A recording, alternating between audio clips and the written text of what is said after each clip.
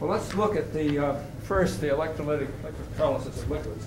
And I will concentrate on the heavy water branch. The light water branch is interesting, but we don't have time to talk about it today.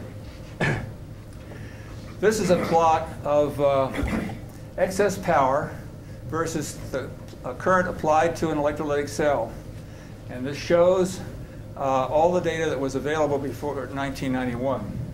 I'd like to make 3 points. First of all, you can see there's a fair number of points here. These were all available prior to 1991, prior to many of the books and reports that were written by the skeptics. And when the skeptic says that there wasn't very much information available to them, you can see that they were quite misinformed. Most of these are individual samples, some of them the same sample that were subjected to different currents, but most of them are separate individual samples. You'll notice also that low currents produce practically nothing, and you have to go to higher currents for an effect to occur. We'll see that in a little more detail on the next slide. And Martin Fleischmann showed similar behavior in his work. The third point is that all the data fall below an upper limit. And that upper limit has been maintained over the years, in fact. All the data, even subsequent to 1991, falls below this line. That's typical of a phenomena that is dependent upon the material. In other words, a certain fraction of the material is active. And a sample that falls on this line, all of the potential sites are active. Whereas other material, only a fraction of those sites are active. And it depends on how lucky you are as to how active your particular sample will be, including being totally inactive, which most of them are. So let's look at this phenomenon in a little more detail.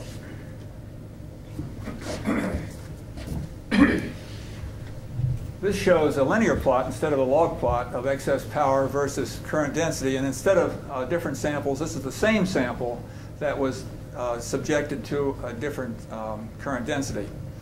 And you see, first of all, there's a very clear onset to this effect. Now you'd have to ask yourself, well, why should error or whatever, delusion, care what current you applied? I mean, you'd think that the error would just go up from 0. But everyone who has measured this, and it doesn't matter what the shape of the sample is, whether it's a plate, whether it's a rod, a wire, it doesn't matter whether it's an isoparabolic calorimeter or a flow calorimeter, that pattern is seen in every single study. Again, you'd have to ask why that error should suddenly appear everywhere if it's random. Bush's data, this line right here, is the line that was in the previous slide, which shows the upper limit. That is obviously a very good sample.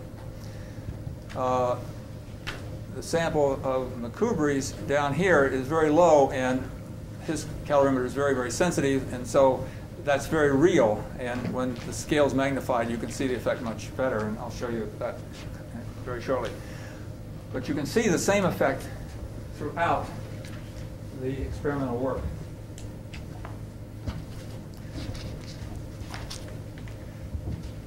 Second, this shows you that same effect, but it also shows the growth of the excess power. The excess power does not come instantaneously.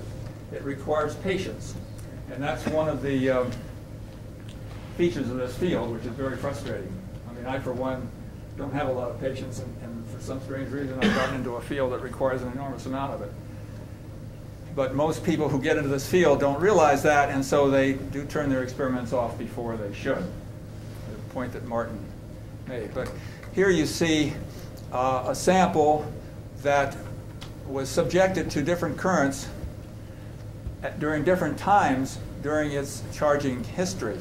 And you see initially it's 0, and then as it's been charged for longer and longer periods of time, the power grows in. That is characteristic of this phenomenon.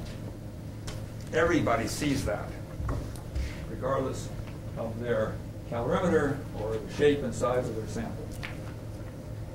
Well, why should this be? why should the current have any effect? Well, this is the reason. This is work done at SRI that Mike McCubri's group did. This is excess power versus composition.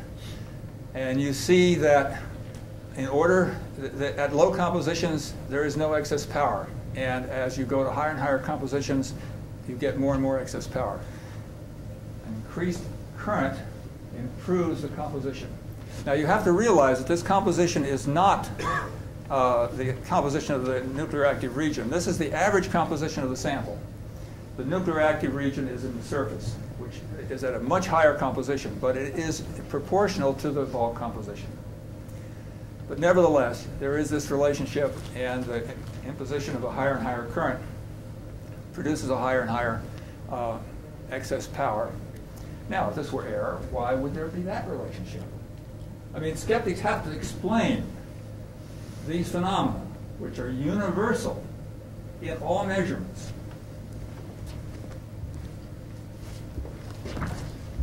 I mean, that's one of the criteria that science uses to judge reality, and that is that a number of people must do the same experiment, thus eliminating bias on the part of the individual, and they must see the same patterns. Well, many, many people have duplicated this, and we all see the same pattern. So I would say that those two basic criteria have been met. But let's go on to the next. All right. Well, let's grant that we're making excess energy. Now that is a very useful and very interesting idea in its own right, and I would think would cause a lot of enthusiasm on the part of scientists. I mean, where's this energy coming from?